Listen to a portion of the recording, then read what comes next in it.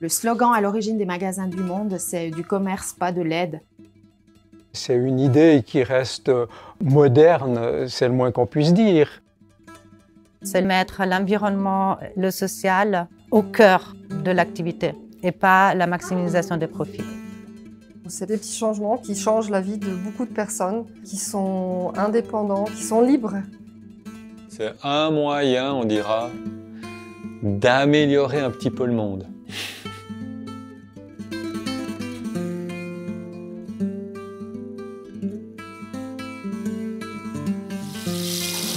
En Suisse romande, les magasins du monde sont nés en 1974 de l'initiative d'une poignée de bénévoles qui voulaient sensibiliser le public suisse aux rapports commerciaux inégaux qui divisent la planète. En payant un prix plus élevé, le consommateur de chez nous allait mieux rémunérer le petit producteur dans le tiers-monde. En 1974, c'est les producteurs qui ont demandé Fairtrade Not Aid. Donc, c'est parti de là. Et puis, les militants, parce que vraiment à la base, c'était des militants, ils ont dit, ben, nous, on va montrer qu'on peut faire du fair trade et puis de pouvoir dire qu'on peut distribuer.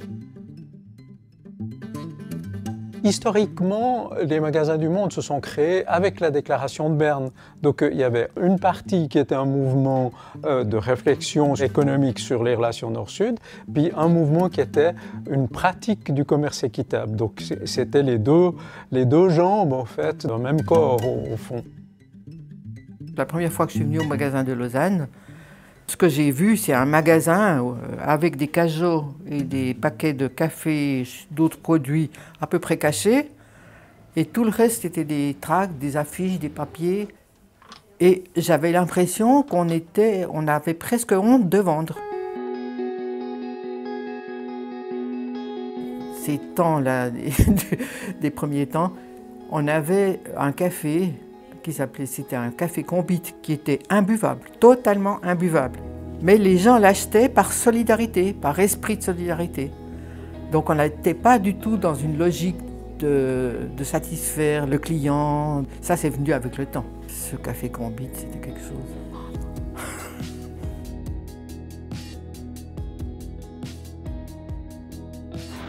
Des lapins qui ont répondu présent ce matin à Berne, des lapins qui veulent rester en chocolat et rien qu'en chocolat, réputation oblige.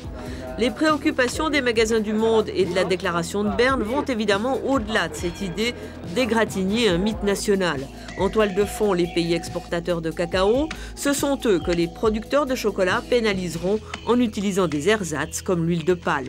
On avait un surplus de lapins de Pâques qui nous en restait. Puis moi, j'ai eu l'idée, j'ai dit, mais on pourrait aller avec ces lapins, les distribuer sur la place fédérale à Berne. Comme ça, ils seront liquidés, puis on aura interpellé les parlementaires. Alors, on avait fait un paquet à chaque parlementaire avec un lapin et un texte qui expliquait pourquoi on était là.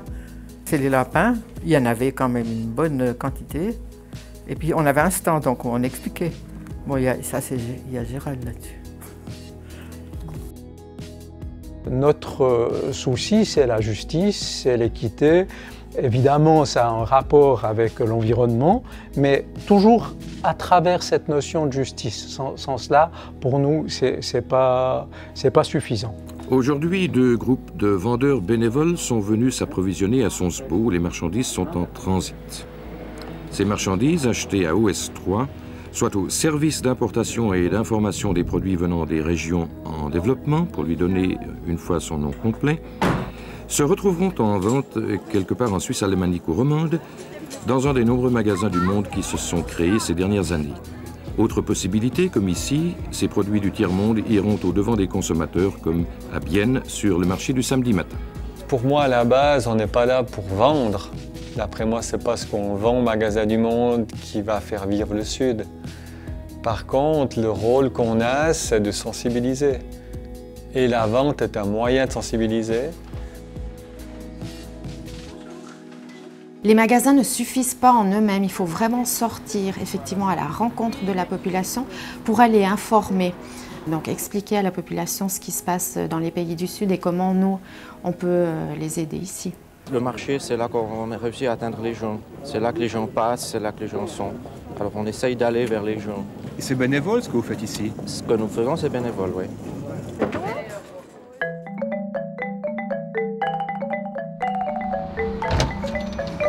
Bienvenue au magasin du monde du Locle.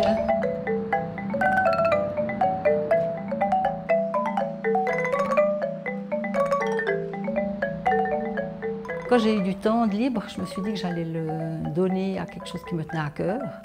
Et puis c'est la solidarité et l'écologie en même temps ici, donc c'est tout ensemble, c'est parfait.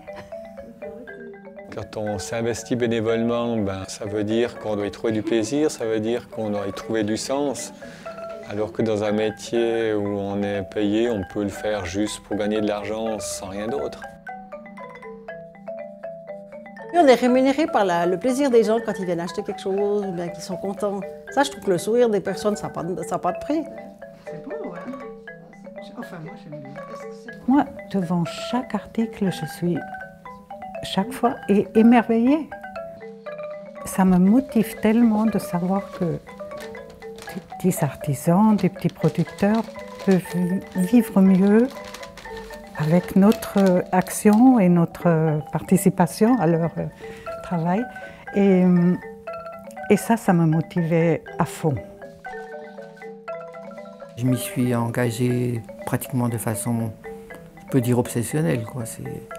Ça a été pratiquement toute ma vie, quoi. C'est et professionnel et bénévole. De travailler dans le magasin du Monde, ça m'a quand même un peu plus conscientisé. C'est une ouverture d'esprit aussi, d'expliquer aux clients le sens que ça a de t'acheter, même si c'est un peu plus cher. Ça permet quand même de mieux vivre à d'autres populations. C'est important. Partout dans le monde, les gens doivent pouvoir vivre décemment de leurs produits. D'ailleurs, dans les magasins du Monde, on doit presque se justifier du prix, alors que c'est plutôt la grande distribution qui devrait se justifier du prix si bas.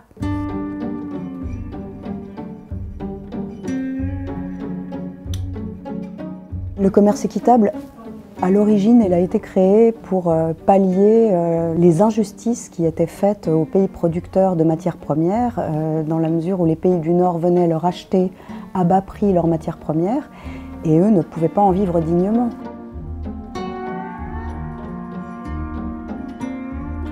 Tous les acteurs de la filière sont des organisations de commerce équitable et qui répondent au principe de l'économie sociale et solidaire.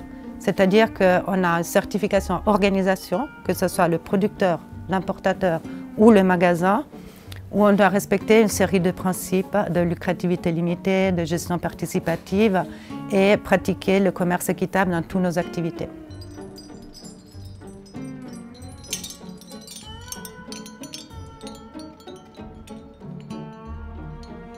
Au-delà de payer un prix équitable, il y a aussi une prime qui permet au groupe de productrices et producteurs de mener des projets pour la communauté. C'est vraiment pour que le commerce équitable permette d'améliorer les conditions sociales ou écologiques au niveau de toute la communauté dans laquelle est implanté les projets. Ça peut être une école, ça peut être une route, ça peut être une usine pour polir le riz, ça peut être un programme écologique, ça peut être des formations, ça peut être beaucoup de choses.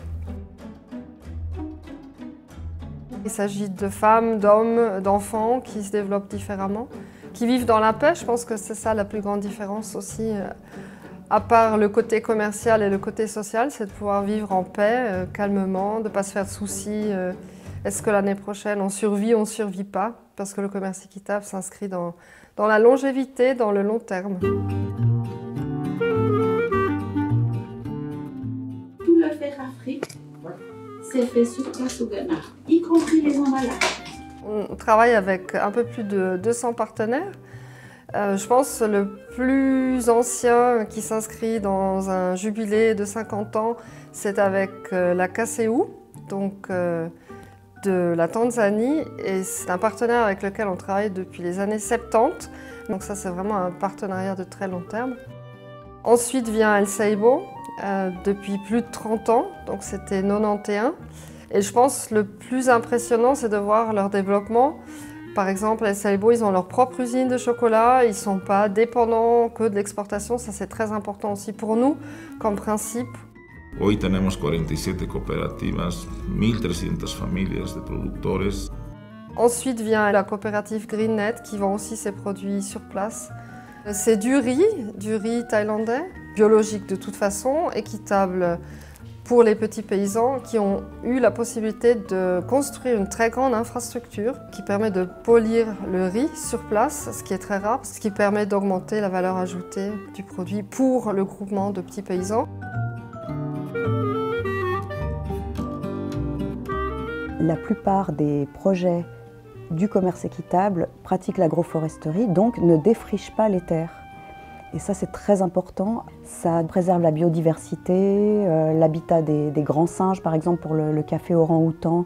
Comme on le sait, les grands couverts végétaux sont les poumons de la terre et la plupart des multinationales rachètent des terres pour les défricher, pour planter et faire de la monoculture, ce qui n'est pas du tout le cas des projets du commerce équitable, de la filière intégrée.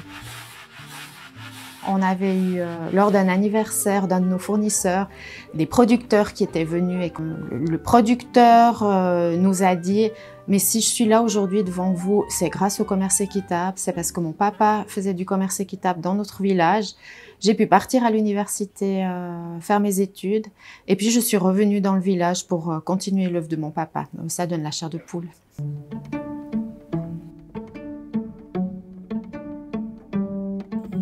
Le défi actuel, c'est le fait de réfléchir à un commerce équitable local, parce que les problématiques qui ont poussé la création des magasins du monde il y a 50 ans pour les paysans et les paysannes du Sud, elles se posent aujourd'hui aussi pour les productrices et producteurs du Nord. Dans d'autres pays, le concept de commerce équitable local il a déjà été développé au niveau européen. Il marche et il a été vraiment relié à l'idée de donner les moyens aux productrices et aux producteurs de s'engager vers une agriculture bio, une agriculture respectueuse de l'environnement. Si on prend les exemples avec la France, avec la Belgique, avec l'Italie, le commerce équitable est soutenu par les États financièrement.